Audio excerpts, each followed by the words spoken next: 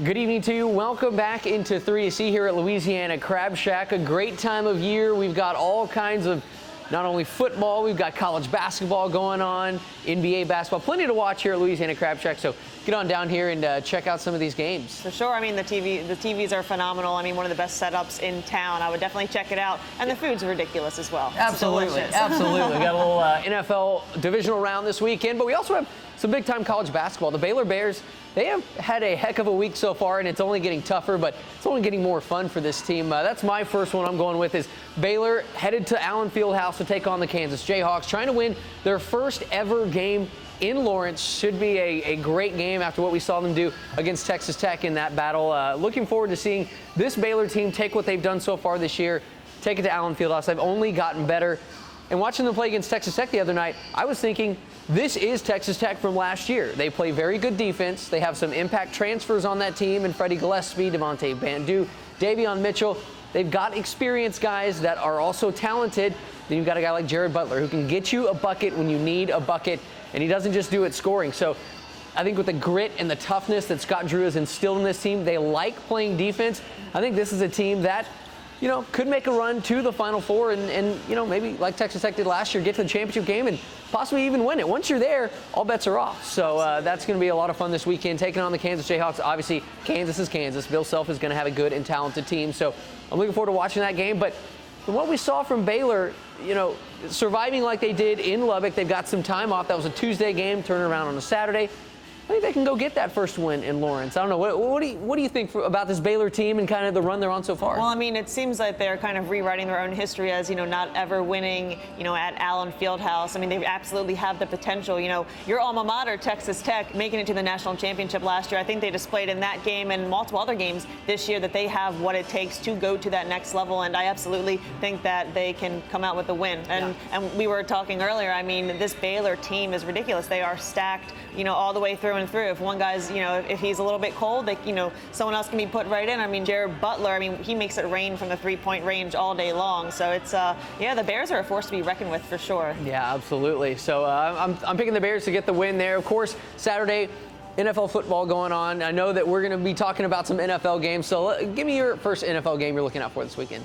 All right, very excited for this one. The Titans are playing the Ravens in Baltimore. Now, we know the Titans just upset the Patriots. I mean, the Patriots have not lost in the wild card round since 2009. So the fact that their defense, Titans defense, could hold Tom Brady without throwing a touchdown pass was pretty phenomenal. Yeah. And so I'm looking forward to seeing the Ravens defense match up against Derrick Henry. He's the NFL's #1 leading rusher. You know, he put up almost 200 yards last week against the Patriots. And this Ravens defense, they've been one of the best all year long. No doubt. However, I don't think that they've been tested up to this point, seeing a guy such as Derrick Henry, and then you throw in the factor of Ryan Tannehill. I mean, that guy is a beast ever since going to the Titans midway through the season. And but the kicker for this is in Baltimore. It's been kind of terrible weather up there, and let me tell you this: Lamar Jackson, that guy is unbelievable. You know, when it's terrible weather outside, he talked about how he prepared for cold weather games, that during practice he sticks his hand in a cold bucket of water to get it out, you know, takes it right out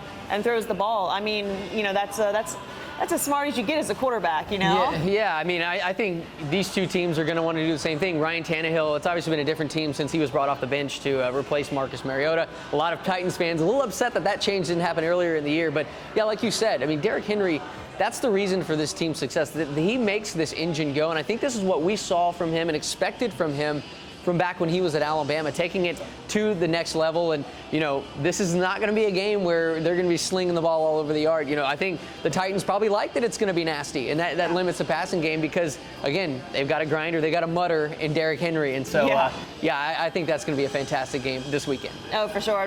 You know, I have to take the Ravens on this one.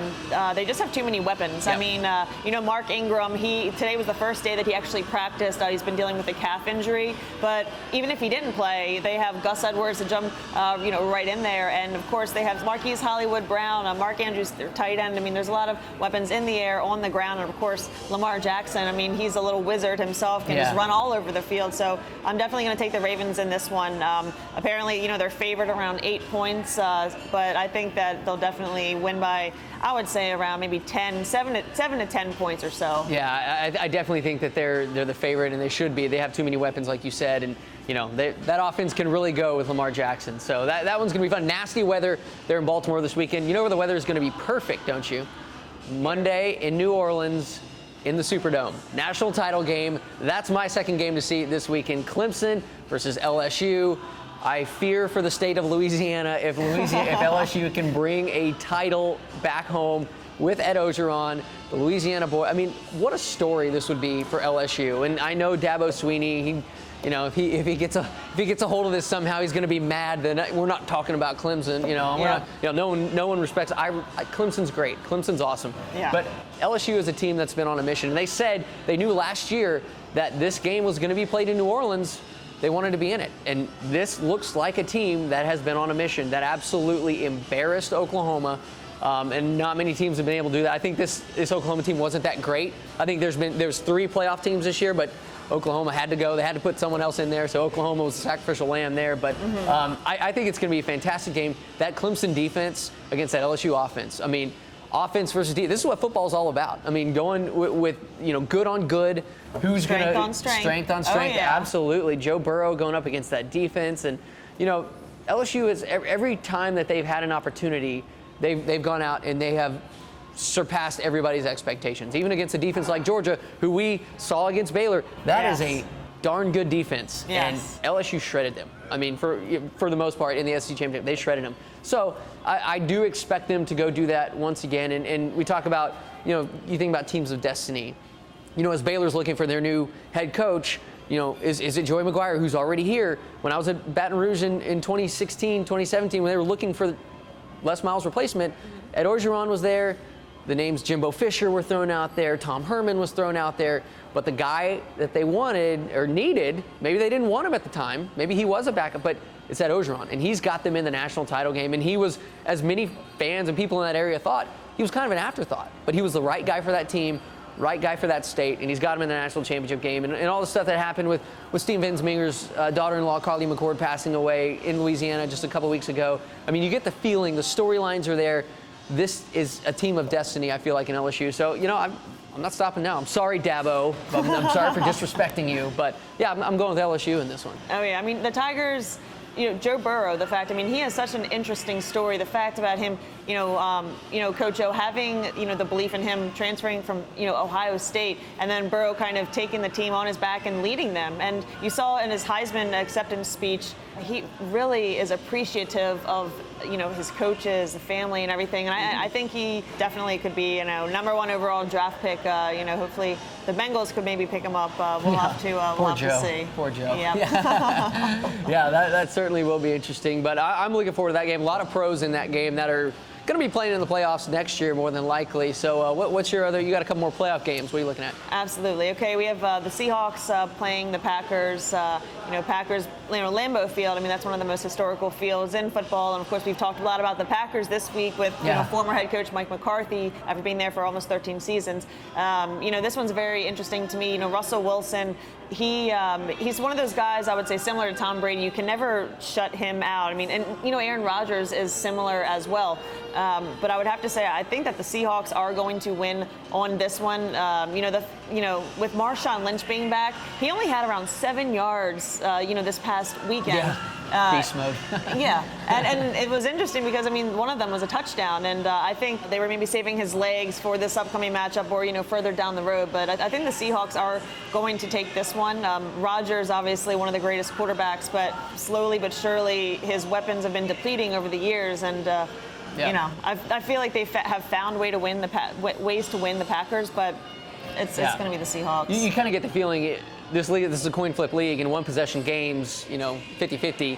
And a guy like Rodgers probably gives you, maybe 70% of those rather than just straight up 50-50, just from his talent alone. So you get the feeling that the Packers have really kind of benefited from some close games, and they've won some games that maybe they shouldn't have won. And you look at a team like the Cowboys, they lost some games that they shouldn't have lost. And you look at these two teams, and I could see both the Cowboys and the Packers being about the same in a 10-win team. A couple things break right, but hey, it's the NFL. It's a bottom line business. The Packers got it done. The Cowboys did not. So here we are going into divisional round weekend. So that's gonna be a fun one to watch. And I agree with you. I think Seahawks get it done. My third and final game. I'm gonna join you in the NFL, and it's a fascinating one. It's the Texans traveling to Arrowhead, take on Pat Mahomes and company, a place where they've already won once this season. I don't know that really means much. I don't know that winning an Arrowhead, it gives you the confidence that, okay, yes, you have done it, but Pat Mahomes and several people are healthier than they were back then, dealing with some injuries and things like that. So I don't know that regular season wins mean a whole lot. I'm just ready to see Pat Mahomes get back to work and try to, get this team back to the AFC Championship game and maybe take that next step. But first step is taking on the Texans and Deshaun Watson. I mean, I was honestly pretty disappointed in the way that they came out against the Bills and just look, and it's my biggest criticism of Bill O'Brien is that his teams will do that. They will beat the Patriots, and then they will come out next week, and they will look terrible against the Broncos. And, it's just that up and down, that ebb and flow that really gets to me. He's got one of the most dynamic rosters, most dynamic quarterbacks in the league, probably behind Lamar Jackson, is Deshaun Watson. And man, he is fun to watch, and he won them that game. I mean, the difference in that game, Josh Allen in the last 15 minutes looks like he forgot how to football, and then Deshaun Watson makes that unbelievable play on third down. And so watching Deshaun Watson go up against Patrick Mahomes is going to be one of the most fun matchups, I feel like, this week, just their playmaking ability. And so the question's going to be, where does the coaching advantage lie? And I have to go with Andy Reid. I think that the Chiefs are going to win this. I just feel like, they have a little bit too much for the Texans. And, Buffalo's a good team, but you have no business being down 16-0 to them on your home field in a game you probably should not have won. And so I think they're kind of playing with house money right now. Bill O'Brien, maybe prove me wrong. We'll see. I think, it's going to be a close game, and that's what I'm excited for about it. The only difference maker for, to help the Texans out, of course, now J.J. Watt is back in action. Yep. And, week 6 when they did beat the Chiefs, they held them to around 55 total rushing yards. And obviously, it's Patrick Mahomes. I mean, he's a gunslinger. They're going to give, he's going to be throwing the ball around. But the fact that, the Texans did limit their run game, week 6, if they make the Chiefs one-dimensional, forcing Mahomes to run, that could cause for a lot closer of a game. But that's definitely going to be a good one. I'm excited for that. Absolutely. I'm looking forward to it. So, we'll see what happens there. And what's your third and final game? We have the Vikings and the 49ers. I mean, the Vikings, I felt bad for the Saints after watching, of course, the Vikings, they got the ball in overtime against the Saints. And, of course, Kyle Rudolph with that unbelievable catch where, there was that controversial, did he push off, did he not push off? But they haven't called it all season. It's always controversial. It's the Saints. There's going to be controversy somehow involved. So we're at Louisiana Crabs. I shouldn't say that too much.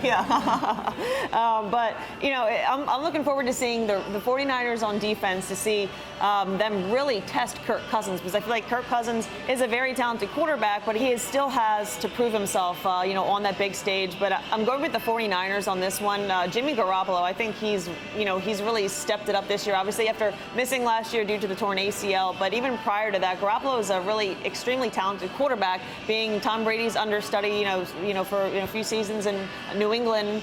And I don't know, as long as the 49ers defense, one of the best defenses in the NFL, can stop, running back Dalvin Cook, they're definitely, like I was saying earlier about being one-dimensional. I mean, if they can shut down Cook on the run game, I mean, it's going to put a lot of pressure on Kirk Cousins. Yep. And paired that with Adam Thielen, he actually is he had to get stitches, yesterday, just for dealing with a little ankle issue. And he's questionable to play in that game. And even if he does play, he's not going to be 100%. So you take away having, because there's Stephon Diggs, Adam Thielen, you take away one of those big-time guys, you're going to put double coverage on Stephon Diggs. So I'm taking the 49ers on this one. Yeah, I think that will be fun to watch. I do think that Kirk Cousins exercised some demons last week. When you go to the Dome, and the Vikings defense had a lot to do with it, but that place is deafening. When they're going, that's deafening. To go down to New Orleans, beat them when that place is jazzed up, I think that says a lot for Kirk Cousins. I think that does a lot for his confidence, just to know that you're not going to play anywhere that's tougher than where you just played in a team that the 49ers beat the Saints down there in New Orleans earlier this year, but give me 10 matchups between the two of them. I'm taking the Saints to win 6 to 7 of those matchups. So they've played a tough game. They've been tested and they've earned the right. So But then again, that week off in the playoffs certainly does do the really body does. some good. So yeah. some great NFL playoff action tonight. This weekend we got some great college basketball action throughout the weekend here at Louisiana Crab Shack. Look, there's TVs all back there. You can watch one on every single TV. And it's that kind of weekend. So get on down here, check it out. Of course, we'll be back here next week. But until then, this has been 3 to C. She's Mandy. I'm Matt. We'll talk to you later.